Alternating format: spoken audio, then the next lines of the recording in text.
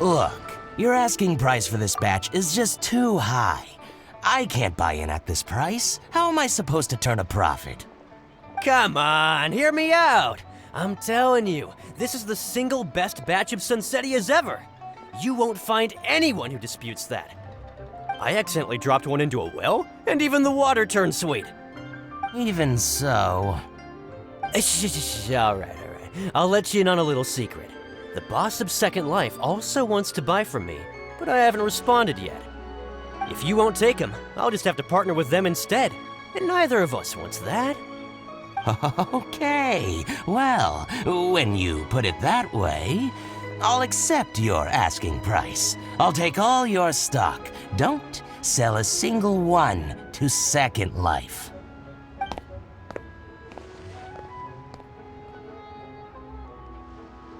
Oh, what are you doing here? And to be clear, these Sunsettias are mine. I got to them first. Don't get any ideas. Actually, we want to ask you about a guy called Juri. Have you heard of him before? Juri? Yes, he's quite well known. I've heard a story about him. They say he was born into poverty. His parents died when he was young, and he was treated cruelly by the local community. One of his neighbors was terribly rude to him all the time, but Juri never retaliated. And when his neighbor went bankrupt, he even helped support the family. He returned cruelty with kindness, injustice with peace offerings. A gentleman of talent and character, and... how did I not notice him sooner? In fact, maybe I'm not too late. If I could hire him to be the brand ambassador for Wanyo Boutique. Oh, he sounds like a decent man. We can finally breathe a sigh of relief. Why are you asking about him anyway? You aren't looking for a brand ambassador too, are you? Well then, in that case, the higher bidder takes the... That's Juri right over there. Why don't we go and talk to him? Where? It's him, all right. Looks like he's chatting with Linlong. Come on, let's follow them and listen in. Try not to let him see you. We want this information to be as truthful as possible. I'll just go and fetch an employment contract. And hey, don't try and cut me out of this. Hey! I understand. Let's walk and talk.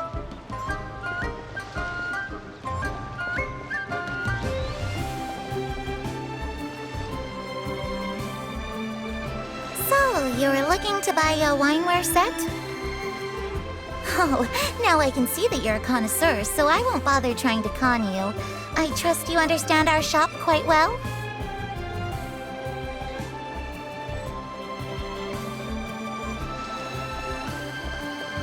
The truth is, an old friend... What's the hurry? Don't get too close, or he'll see you.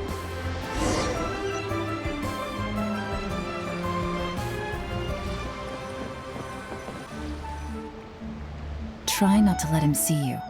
We want this information to be as truthful as possible. I understand. Let's walk and talk. My friend, what can I get you?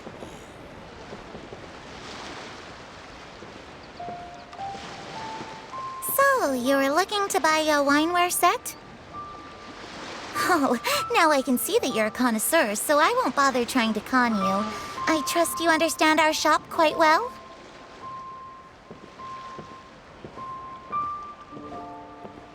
The truth is, an old friend of mine, who likes to have a drink now and then... He fancies himself as a man of culture, but doesn't care for needless extravagance. So I thought I might buy him a set of high-quality fakes. How very thoughtful of you. Leave it to me, then. Come and collect it at Shigu Antiques whenever is convenient.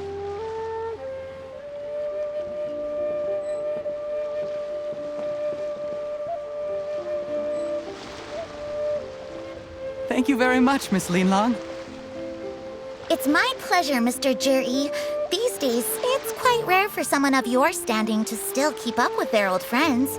It's nice to see. I'll be sure to pick out a good set for you. You can count on me.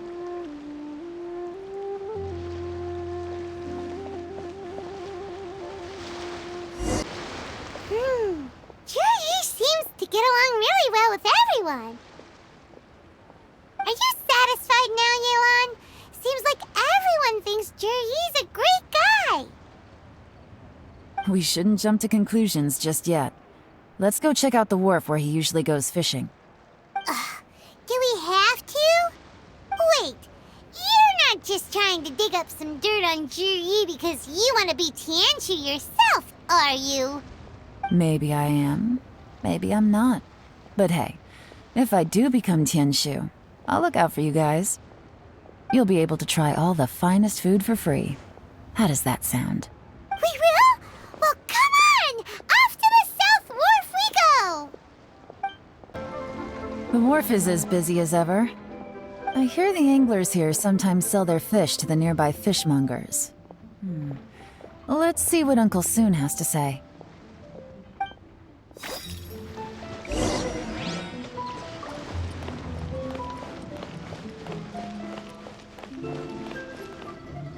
Welcome.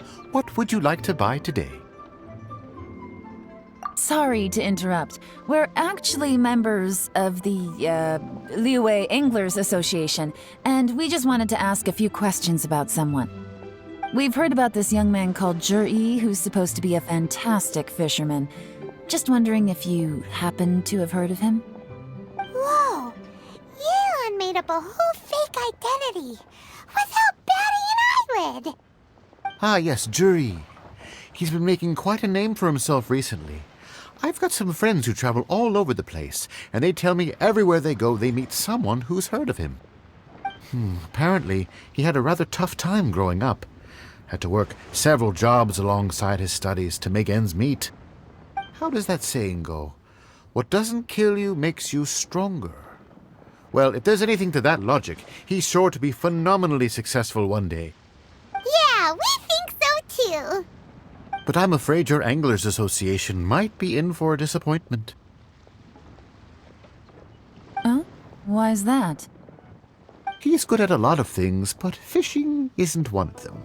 He fishes at the wharf and sells what he catches to me on occasion. His catches are always mediocre. Not terrible, but equally nothing to write home about. If you're looking to recruit some new members, though, I do know a few top anglers I could put you in touch with. That sounds fantastic. I've got a couple of other things to attend to right now, though, so why don't I come back some other time and we can chat over a drink? Sure thing. See you. Everywhere they go, they meet someone who's heard of him. Come on, let's keep asking around.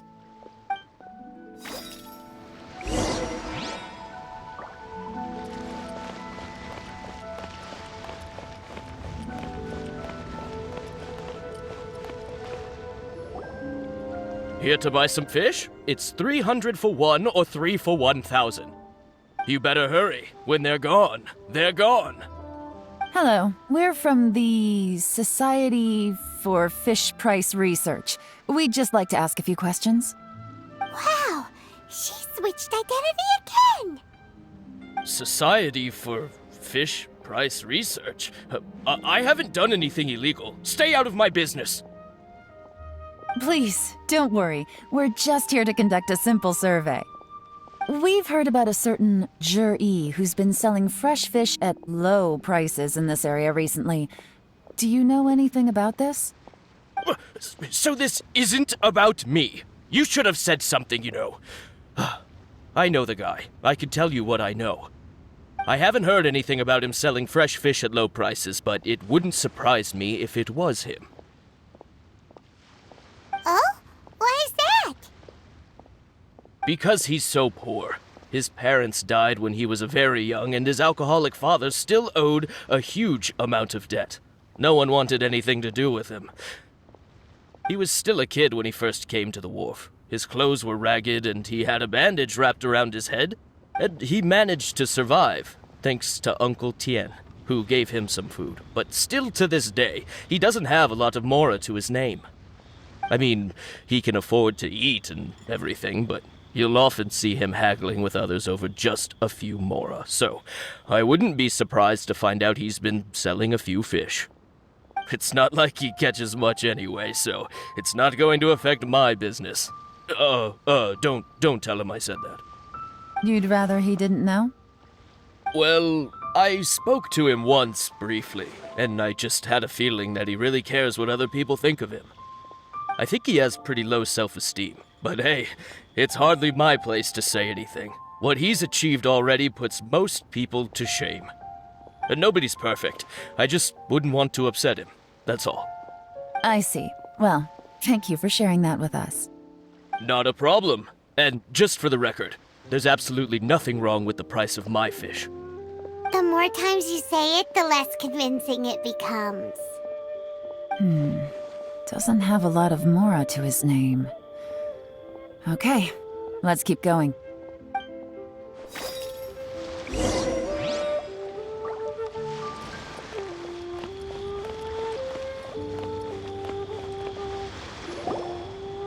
Hey, it's you guys! Wait, what's the phrase? Oh yeah, honored to meet you. What brings you to me? The truth is, we are but newcomers to this territory. We heard tell of a great martial artist, Master Dugu, who knows everything there is to know. Hence, we sought you out to ask for your guidance. Really? People said I know everything there is to know? But of course, we also heard that Master Dugu is a kind and virtuous swordsman who never turns away anyone who comes with questions. Great! So what do you wish to know? Nothing happens on this street that I don't know about. Now she's lying to a kid. So, Master Dugu, have you heard of one by the name of Jur-E? Sure have. You mean that guy that all the grown-ups are talking about these days? I've heard many tales of Juri. For example, I can't remember. Probably 'cause it's nothing that important. I prefer stories about sword-fighting heroes. Oh, I can completely understand that. Then let me ask you this. Do you remember roughly when the grown-ups started talking about Jur-E? Oh yeah, I know that. It was about 2 or 3 months ago. Before that, people always used to talk about Juri in a kind of nasty tone of voice. But 2 or 3 months ago, suddenly everyone started to like him. Sometimes he gives me candies, so I'm glad that people are starting to like him now. Just as I thought. Huh? What do you mean? I mean, just as I thought, Master Dugu is indeed as kind and virtuous as the legends claim. I'm not that great. Oh yeah, one other thing. These days, there's a lot of people I've never seen before talking about Juri stories in the street. They seem like nice people. Oh, definitely. Great! So next time I see them, I'll say hi. And I guess I can share some of my candies with them too. Certainly. You can also tell my friend in Yenshang Tea House about what they're up to. I'm sure my friend would also like to say hi to them. Thank you, ma'am! You're welcome. Well then, fare thee well, Master Dugu. Until we meet again. Any of that sound strange to you? Strange? What was strange about it? Juri seems to have a great reputation. Uncle Soon and Uncle Gao spoke highly of him, and Dugu Shuo seems to like him too. True. But the issue is, where did his sudden celebrity come from? It almost seems too good to be true. Sudden? Too good to be true? What do you mean? So he returns cruelty with kindness and had to work to support his studies. These are the kinds of things that make someone well known in their hometown. But Uncle Soon said even his friends who travel far and wide hear about him wherever they go. That's a little over the top, if you ask me. Do you remember what Dugu Shuo said about Zhiyi's stories? Clearly they left him with a good impression of the guy. But beyond that, he wasn't interested in the details. That's the reaction I would expect from any normal person. Plus, there's the fact that all this praise of Zhiyi has only been happening within the last 2 or 3 months. His childhood, his studies, the thing with his neighbor, none of these are recent events. So why are these stories only going around now? When you put it like that, it is kinda strange. Of course, if that's all there was to it, I wouldn't look into it any further. Zhiyi was born into a poor family. Paying people to get his stories out there is within the rules of the game as far as I'm concerned. The problem is, do you remember what Uncle Gao said about him? He's stayed poor his whole life. Everything he's earned he's either spent on studying, traveling, or paying off debts. I don't think he has the mora to pay for a publicity campaign.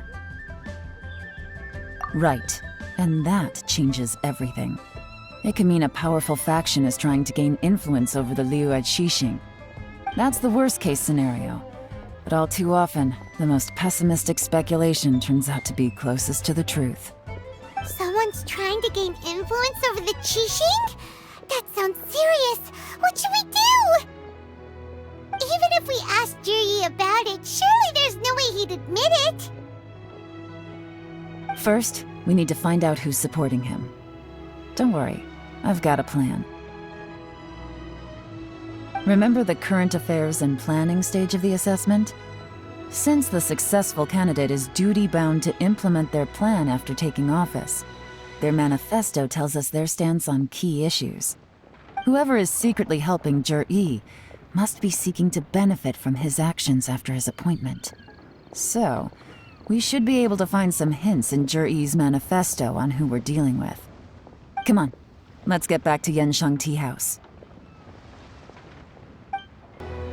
Zhiyi's manifesto covers a huge range of topics. Looking for details that don't add up will be like trying to find a needle in a haystack.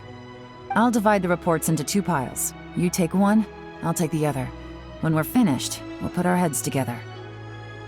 Officially, the assessment is already over, and I'll be expected to announce the results before long.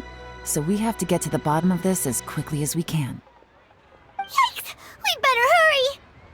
Whatever else Uncle Tian might think of Zhiyi, the fact remains that he's one of his favorite students. Any evidence he's left is not going to be immediately obvious. We'll have to look carefully and think critically.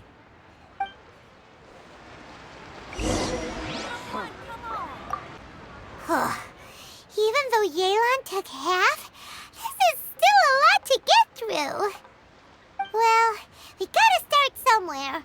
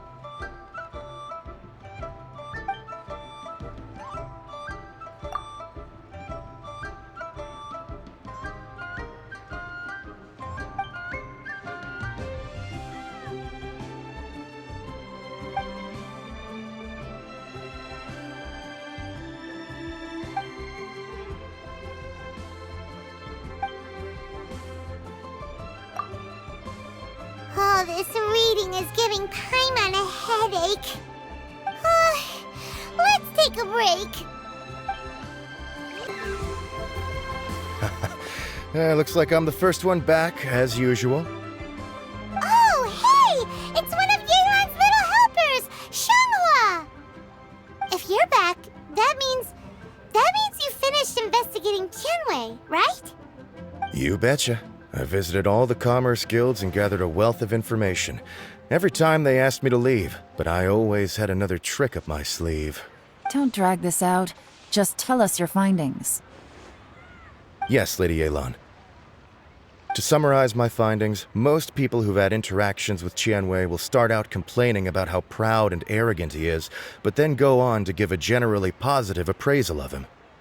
The young master of the Feiyun Commerce Guild said that Qianwei appears arrogant, but he's very scrupulous in the way he works. Once he signs a contract with somebody, he treats them fairly regardless of their background. Who'd have thought? Is it possible that his reputation is fake? Is there any way you can check the accounts of the businesses under his name? In theory, that should be very difficult. But here's the thing. I asked around and found out that almost all of Qianwei's accounts are open to the public. Where he buys from and sells to should be confidential business information, but he doesn't seem interested in protecting it at all. Qianwei often sees business opportunities that others don't, but once he's made enough mora off of it, it's like he gets sick of it and releases all of his trade secrets. It's like he wants people to know that they still can't beat him, even if he shares all of his secrets. The fact that someone like that can still make mora is pretty infuriating when you think about it. What a strange guy. It's like he's not doing business to make mora, but instead... To validate his theories. No wonder his manifesto contains so many insights. It's all the result of his first-hand experimentation. I'm back! Huh? How come you're here? Why do you think? Obviously, because I possess superior skills and am always one step ahead of the competition. Well, when you're the competition, at least. You... Ugh, whatever. I'm not getting into an argument with you. If I hadn't had something else to take care of on the way, I would have been back long before you. Lady Yelan, I have finished investigating Mingbois. Well, we're all ears. The Ministry of Civil Affairs says that Mingbois struggles to get his words out when he gets nervous, especially when he's chatting with strangers. But after a few days of getting to know him, you can pretty much have a normal conversation with him. On the whole, the feedback from the Ministry of Civil Affairs was very positive. He always considers the things that everyone else overlooks. In your opinion, was the Ministry of Civil Affairs' appraisal of Mingbois at all exaggerated? I don't believe so. Mingbois is someone who has slowly but surely earned the reputation he has today. According to Miss Yu, the Ministry often gets Mingbois to take a final look at projects before they're implemented. People feel much more confident in something if it has his stamp of approval. Oh, and also, there was once someone in the ministry who was lying and cheating to try to advance their career. Mingbois gave them the scolding of a lifetime. Apparently, he can be terrifying when he loses his temper. I haven't seen it for myself, though. Whoa, that's hard to imagine.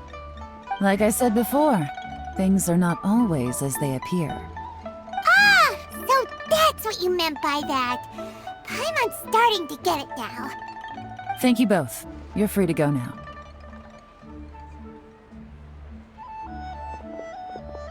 So, have you finished reading the manifesto? We still have a bit left.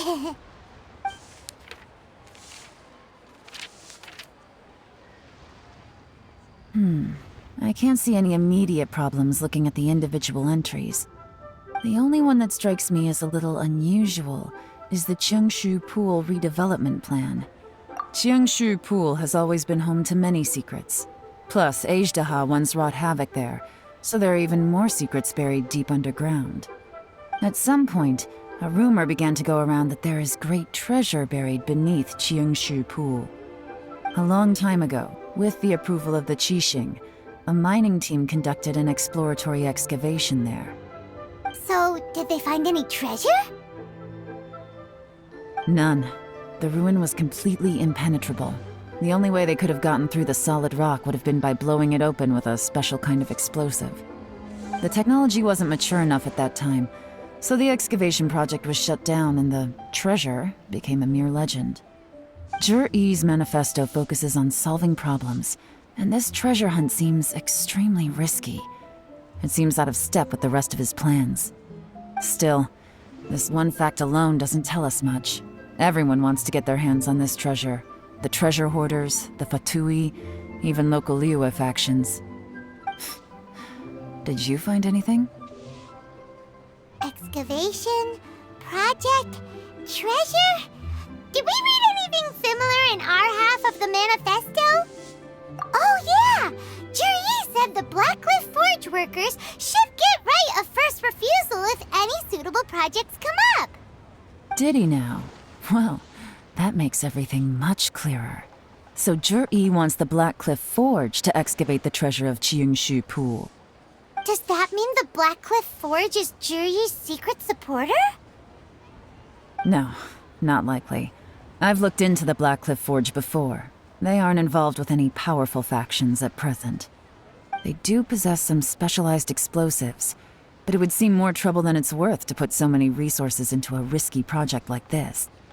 Still, since the clues are pointing toward the Blackcliff Forge, we should see where they lead. We may well find something new. Shenwei and Mingbo both turned out to be completely different than what we thought. What about Juri? Is there another side to him too?